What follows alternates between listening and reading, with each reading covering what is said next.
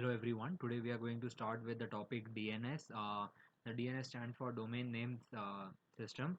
What was its need? What are the different types of what is the connections being used, and what are the different types of resolutions being applied? So we are going to study with an overview.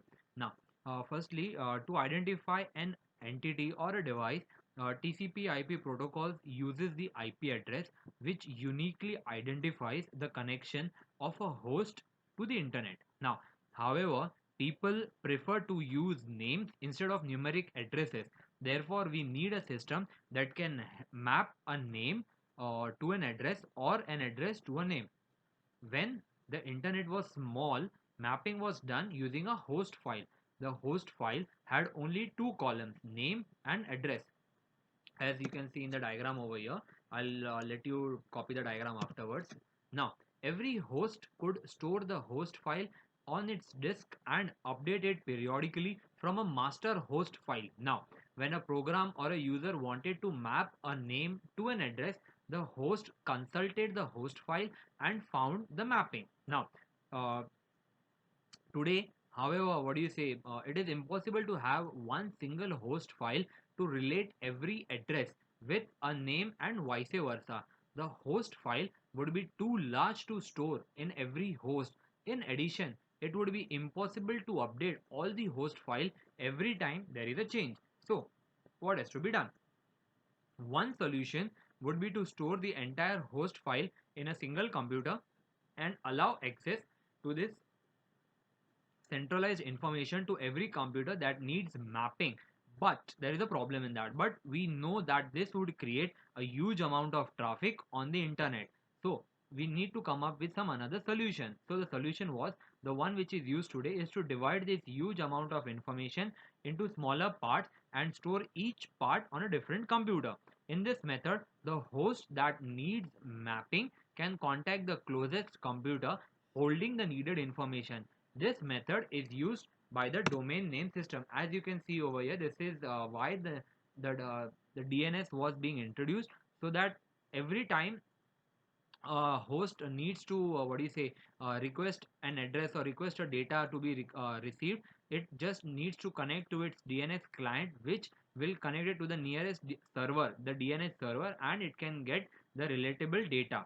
Now, the purpose of DNS, why was it necessary? Now, as you I would expect कि आप लोग ये diagram बेटा एक बार खाली copy करके रख लीजिए आपके बुक में, so that when we will start with the explanation it would become easier. Now, if not, then you can view the screen also over here. I'll point out with the pointer. Now, in this figure, a user wants to use a file transfer client to access the corresponding file transfer server running on a remote host. Please do listen each and every word carefully, bacha. The user knows only the file transfer server name, such as Frozen.com, or I would say Universal.com. Now, the TCP IP suite needs the IP address of the file transfer server to make the connection. The following steps map the host name to an IP address. First, the user passes the host name to a file transfer client. Now, the file transfer client passes the host name to a DNS client. Now, we know that the after being in that each computer after being booted knows the address of one DNS server. The DNS client sends a message to a DNS server over here, which is being connected in the form of a query um, that gives the file transfer server name using the known IP address of the DNS server via the response. The DNS server responds with the IP address of the desired file transfer server. Now, the DNS client passes the IP address to the file transfer server over here. The file transfer client can now use the received IP address to access the file transfer server. Now, note that the purpose of accessing the internet is to make a connection between the file transfer client and a server. But before this can happen, another connection needs to be made between the DNS and the DNS server. In other words, we need two connections. The first is for mapping the name to an IP address. The second is for transferring files. For example, now this is what I have just told to you over here. Now, some important terms: namespace. What do we mean by namespace? Now, to be unambiguous, the names assigned to machines must be carefully selected from a namespace with complete control over the binding between the names and the IP addresses. In other words, the names must be unique because the addresses are unique. What do we mean by a namespace? A namespace maps each address to a unique name that can be organized in two ways. First, flat, and second one is hierarchical. Flat name. What do we mean by flat name? In a flat namespace, a name is assigned to an address. A name in this space A name in this space is a sequence of characters without structure.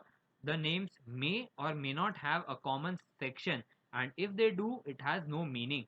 The main disadvantage of a flat namespace is that it cannot be used in large systems such as internet because it must be centrally controlled to avoid ambiguity and duplication. So in order to avoid that, we came up with hierarchical namespace. Now what do we do in hierarchical namespace? In hierarchical namespace, each name is made of several parts. The first part can define the nature of the organization. The second part can define the name of the organization. The third part can define the departments in the organization, and so on. In this case, the authority to assign and control the namespaces can be decentralized. Now, a central, what do you say? Now, domain namespace. Now, what do we mean by domain namespace actually? Huh. To have a hierarchical namespace, a domain namespace was designed. In this design, the names are defined in an inverted tree structure with the root at the top. Now, the tree can have only 128 levels from level 0 root to level 127, which is there into the diagram. Now, label and domain name. What do we mean by them? Each node in the tree, each node, for example, ARPA, COM, EDU, EDU, ORG, AD, ZW. Now, all these are nodes. Each node in a tree has a label, which is a string with a maximum of 63 characters. The root label over here is a null string or empty string.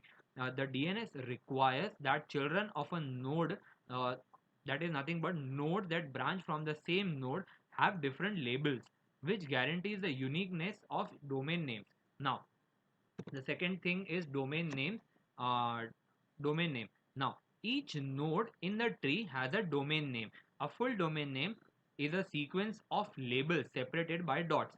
Over here, if you can see over here, these all are domain names. Now, the domain names are always read from the node up to the root. Now, the last label is the label of the root. This means that a full domain name always ends in a null label, which means the last character is a dot. As you can see over here, edu dot, और यहाँ पे आपके पास you had fhda dot edu, then etc dot fhda dot edu, so on and so forth. Now, uh, the last label is the label of a root. This means that a full domain name always ends in a null label, which is the last character, which means the last character is a dot because the null string is nothing. Now, as you can see it into the diagram. Now, moving forward, the domains. What do we mean by domain? A domain is a subtree of a domain namespace. So if you are having a domain name .com, so there will be certain domains under it. Then if you have a certain domain name edu, then there will be certain domain under it. So a domain is a subtree of domain namespace. The name, what do you say? The name of the domain is the same is the name of the name of the domain is the name of the node at the top of the subtree. The figure shows some given domains. Now, note that a domain may itself be divided into subdomains, or as they are sometimes called. Now, resolution. Now, this is where something important starts. Now, what do we mean by resolution? Mapping a name to an address or an address to a name is called resolution. Now, to do that, we need a resolver. What does a resolver do? A resolver, a host that needs to map an address to a name or a name to an address, calls a DNS client called a resolver, जो बीच का काम करेगा, जो resolve करेगा. The resolver accesses the closest DNS server with a mapping request. Now, if the server If the server has the information, it satisfies the resolver. Otherwise, it either refers the resolver to other servers or asks other servers to provide the information. Now, after the resolver receives the mapping, it interprets the response to see if it is a real resolution or an error, and finally delivers the result to process that requested it. So, there are three basic types of what is a resolution: recursive, iterative, and the last one is caching or caching, I would say. So what do we mean by recursive resolution? As you can see in the diagram, the client which is over here now, for example, you need to address magro.com. For example, the client can ask for a recursive answer from a named server. Now this means that the resolver expects the server to supply the final answer. That means if my client is asking some data from this port and the request is to be followed up till here, then my client is asking the final value of this server over here, or the final data that has to be accessed from this server. If the server is what do you say, this means that the resolver expects the server to supply the final answer. If the server is the authority of the domain name, it checks the database and responds. If the server is not what do you say, is not the authority, it sends the request to another server. For example, यहाँ से यहाँ गया, यहाँ से यहाँ गया, यहाँ से यहाँ गया, and then यहाँ से यहाँ गया.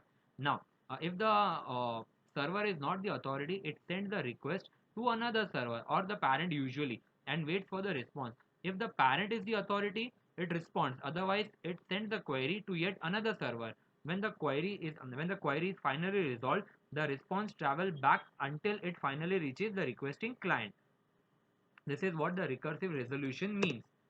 It is being explained in words. Iterative resolution, somewhat important. Now in iterative resolution, what happens is, if the client over here does not ask for a recursive answer, the mapping can be done iteratively. If the server is an authority for the same, it sends the answer directly. For example, if this server has the answer, it will send the answer directly. If it is not, it returns to the client the IP address of the server that it thinks can resolve the query. For example, अगर इसे लगा कि इससे इस server से इसका काम नहीं हुआ, ये क्लाइंट का काम नहीं हुआ, तो ये सर्वर खुद उसे दूसरे क्लाइंट का दूसरे सर्वर का एड्रेस दे देगा. So now my client will try to connect to him. If this server is also not able to what do you say, resolve the query, then this server will again provide the IP address back to a next server, and in this case it is a to and fro connection.